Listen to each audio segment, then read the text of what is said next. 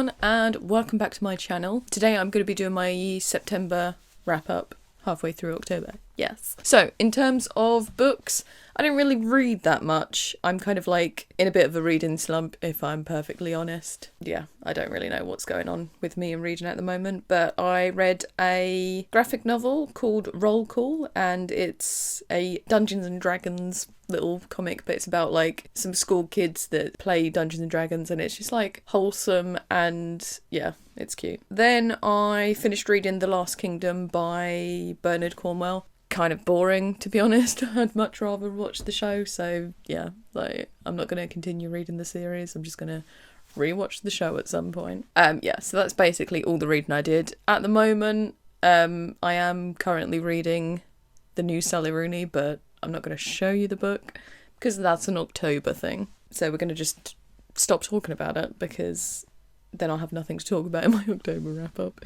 because I'm pretty sure it's going to take me the whole month to read. In terms of movies, I watched Batman Mask of the Phantasm. I didn't know it was like a movie set in the same universe as the Batman the Animated Series, but my sister, who is like a massive Batman fan, was like, oh, let's go and watch it. You've never seen it before, so we did. It was cute. I love Batman. Like, I grew up watching Batman the Animated Series, but like only a select few episodes, because that was like when VHS existed and we only had a select few tapes, but yeah, no, such a cool show. Then I saw The Count of Monte Cristo, the French one, with Pierre Ninet in it, and I really enjoyed it. I've never read the book, but now I kind of really want to watch it, read it, because I really enjoyed the movie, and it's a mammoth, like it's a chonker. It's like over 1,000 pages, but like everyone says it's just action-packed and like really compelling, and so I'm inclined to give it a chance. So, Le Comte de Monte Cristo. But yeah, anyway, the movie, I really enjoyed it. I thought it was quite lavish for a French production, because like normally they're very like low-key movies. Like when you watch a French movie, it's not necessarily got the same feel as a Hollywood blockbuster, but this did a really good job of kind of making it massive and epic, and yeah, I really enjoyed it. Then I watched on DVD Strange Days, because you can't find this anywhere on streaming services. So this is actually is it a 1996? It's like from the 90s, 1995, and it's by Catherine Bigelow, who's like kind of famous for what's the film? Like a war film, like some war films. I've forgotten what it's called. Insert movie here. But yeah, so this feels like a bit of a cyberpunk film, but like very kind of visceral, raw, and kind of feels very, very prescient still, which is a shame because of like some of the material in it. So basically it's about this guy who deals in clips, digital recordings of real life experiences packaged for a vicious thrill. So it's kind of like, if you've ever played Cyberpunk 2077, it's like where you go into the thing and then you like re-watch clips of real life stuff to like gain clues. I've forgotten is it a brain dance? Is that what it is? So it kind of feels like a brain dance. I think that's what the term is. I haven't played Cyberpunk in a while actually, what a mistake. I need to get back on that. Yeah, so in this guy, played by Ralph Fiennes, he's like a sleazy salesman who sells clips of real life stuff for like people to get off on, like violence, sex stuff and stuff like that. And someone has got a brain dance or a clip of a assassination, essentially. Well, not an assassination, but a cold-blooded... Oh no, I don't know whether I should tell you this because that might be a spoiler, but a moment of violence where a prominent black musician was gunned down. And so yeah, this feels very kind of prescient with all of the sort of violence against black people. And so like for this film to explore something like that, it like, I don't know whether it was like super risque when this came out in the 90s. Like I feel like a modern audience would be more receptive to this. I don't know whether I'm chatting bullshit. But so yeah, so it's like talking about like the dark side of technology, which again, like if anyone's heard about stuff in the news recently about deep fakes spreading in, I think it's sort of might have started in South Korea, but it's kind of going everywhere, and people are just being so disgusting with AI at the moment. Like, it's quite scary. But yeah, this feels very prescient, and like I feel like everyone should watch it. It's got Angela Bassett in it playing such a cool character. So she's like essentially a bodyguard for hire. So she is trained in like fighting styles that just look epic. And she drives like an armoured car around. So yeah, it feels like this could have been a big inspiration for Cyberpunk 2077, along with all the other kind of cyberpunk staples. But yeah, if you do enjoy like dark, gritty sort of cyberpunk sci-fi, that's kind of, it's low on the sci-fi, so it kind of feels like it's almost not sci-fi in the way that the technology in this works.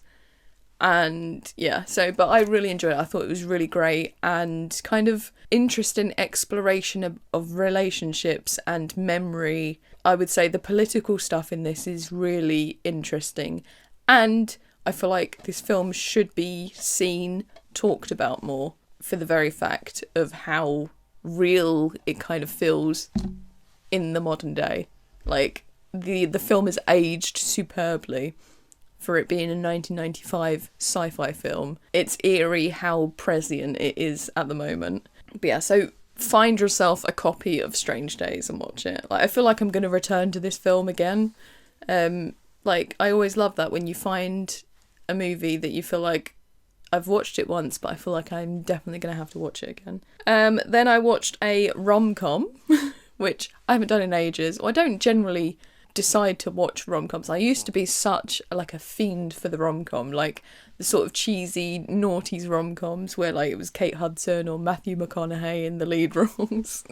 Like I used to like lap that shit up, so I hadn't watched one in ages because I feel like they kind of died, like the rom-com died for a while, but then it sort of came back. So the one I watched was I Want You Back, and it's basically about two people who break up with they're broken up with by their respective partners, and then they encounter each other like crying on a stairwell in the building that they both work at, and then they hatch a plan to basically use each other to seduce and ruin the relationships that their partners have now got into. So it's chaotic, it's funny. I laughed out loud quite a few times actually, which generally doesn't happen with comedy films. That I sometimes find them a little bit amusing, like but I laughed out loud a few times. But yeah, no, I thought it was a fun movie.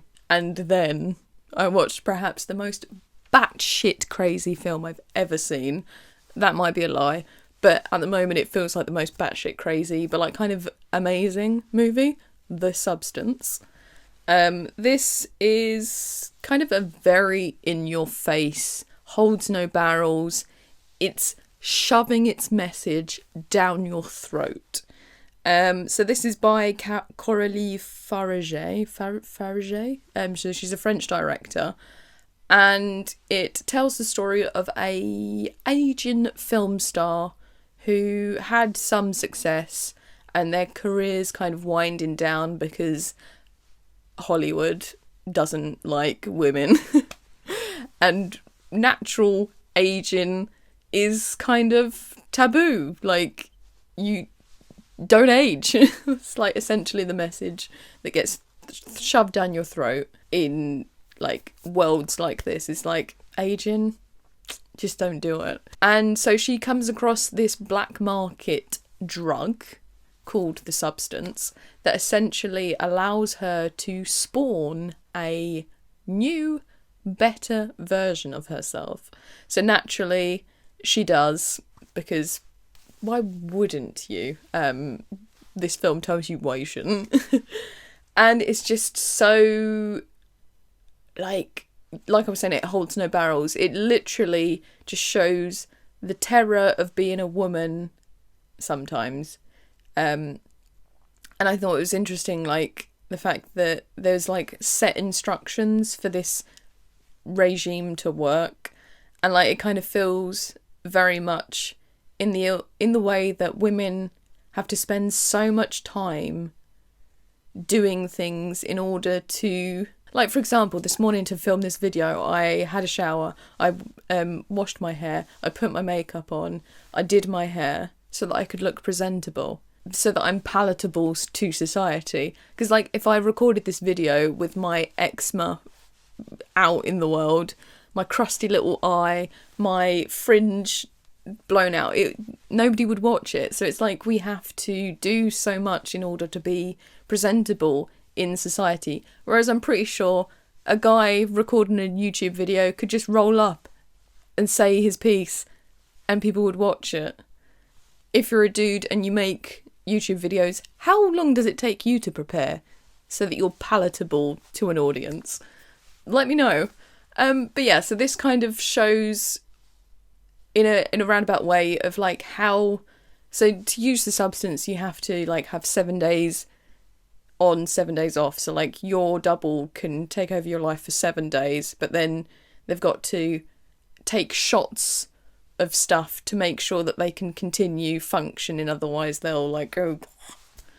And so it kind of shows the maintenance of being a woman in society, I guess. There are other things that are just crazy in it, like just the rage, the jealousy, the dissatisfaction, like, and sort of the pressure and the nervousness of wanting to be perfect, and how when you're anything less than perfect, you're kind of cast aside. I thought it was a really powerful film, and the last 20 minutes of the movie are perhaps some of the most bizarre, hilarious, strange things I've ever seen. And I love seeing films like this in the cinema because, like, everyone has, like, just a fucking strange experience. And people were laughing and being like, what the fuck? Myself included, I was just giggling at some of the ridiculousness of it and just thinking, what the fuck am I watching?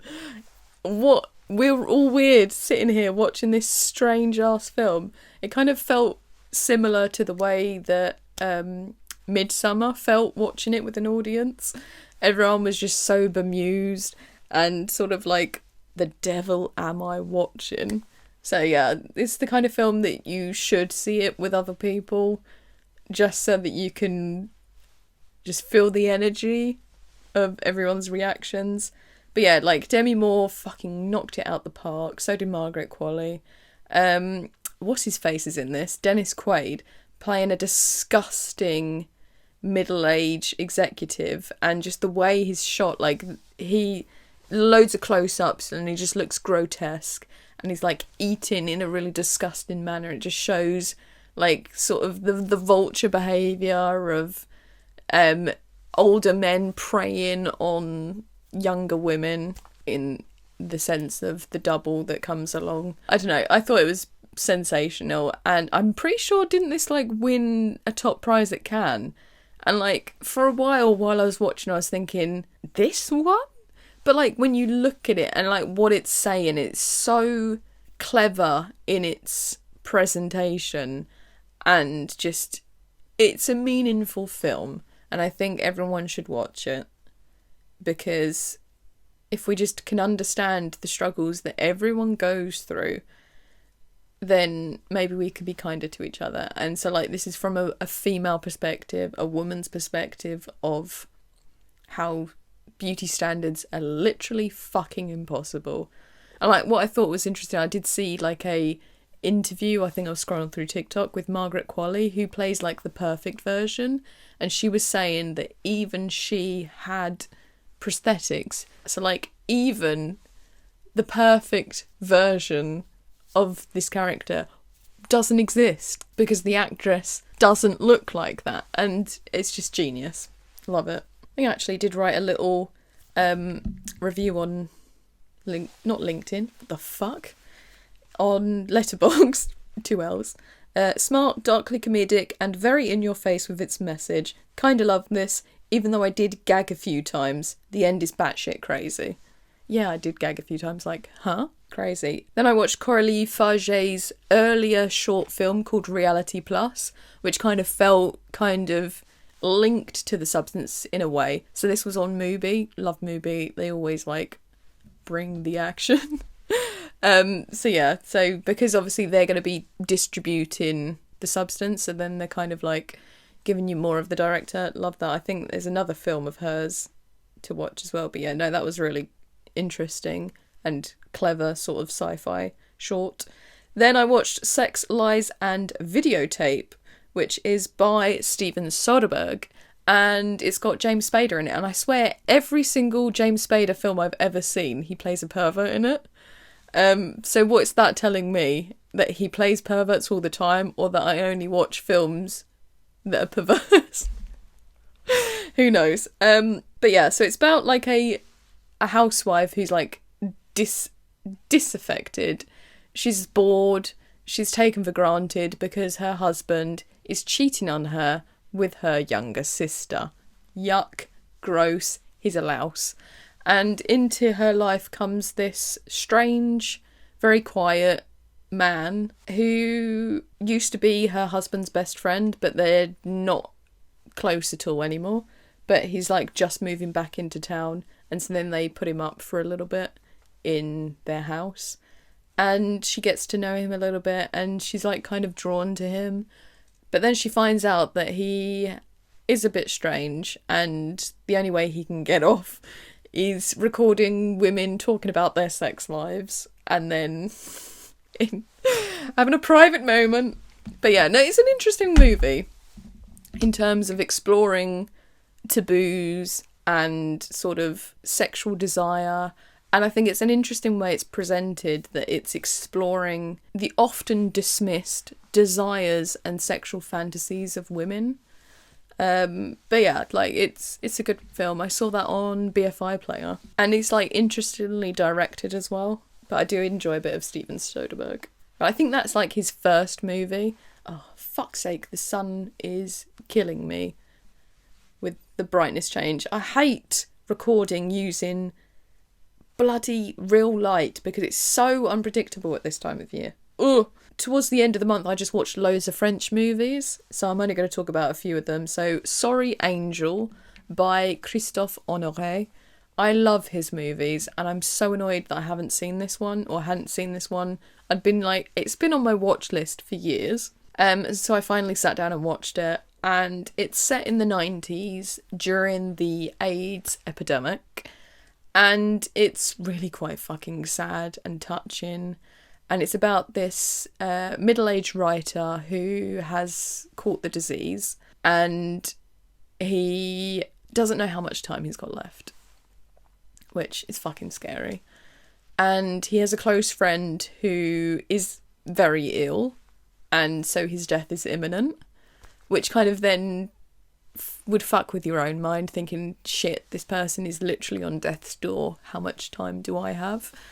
And then he meets one day in one of the most cutest meet cutes ever. So they go to the cinema, they're watching The Piano from the 90s. And they start talking, and yeah, it's just very cute. And so this is a young gay man who has aspirations to become a director. And so they just start talking, they start hanging out, and it's kind of the young man's first proper love, and it's the last love of the writer because he's going to die. And so it's just very soulful and heartfelt and just tragic, and there's just so many shades of blue used in this because it's obviously melancholy, and it's just very beautiful and sad, and yeah, like it really touched me, and everyone should watch it. Yeah, like I love Christophe Honoré's films. Like one of my favourite French movies is Les Chansons d'amour, love songs. And so this, yeah. And I think this was quite personal to the director, so Sorry Angel, which strangely it's a completely different title to its French. So the French is Plaire, aimer et courir vite. Please Love and Run Fast, which kind of feels very beautiful. But yeah, like such a beautiful, sad movie. Then I rewatched Amelie, which is cute. And then I watched Delicatessen, which is like a post-apocalyptic French bizarre film. Like there's cannibals in it. Like they invite people to stay at an apartment because it's like end of the world shit. But there's no meat anymore, so then the butcher who lives on the bottom floor kills people to feed the other people. It's just batshit. It's weird, but like kind of romantic as well. Yeah, so I'm literally having to do this so quickly now because my camera could die at any moment. It just did, so like that's why it's shut off. So I'm just going to quickly go over what I've been watching TV-wise. I watched Twilight of the Gods, animated series about Norse mythology. Zack Schneider, very Zack Schneider. Kind of loved it. Yeah. Slow Horses, season 4, loved it. It's the best. And then also another French thing. Je suis française. I'm not really, but I'm trying to learn French, so I'm just trying to consume French media as often as possible. Apple TV's new show, La Maison. It's about fashion. I fucking love fashion. I was obsessed with fashion as a teenager, wanting to be a fashion designer. So like I feel like this show is for me. Another French show that I actually did watch in August but I forgot to talk about it was Drops of God, which is a Japanese and French show about wine. C'est parfait. It's everything I love in this world.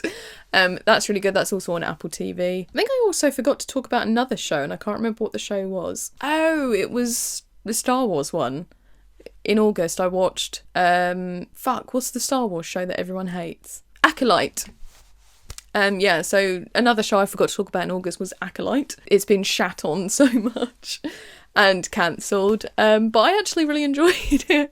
But that might be because I'm not a Star Wars like nerd or Puritan. I'm not puritanical about Star Wars, but I kind of really enjoyed it, mainly because the villain was hot and there were like enemies to lovers vibes. But yeah, I feel like this show was for the girls and the gays and the theys.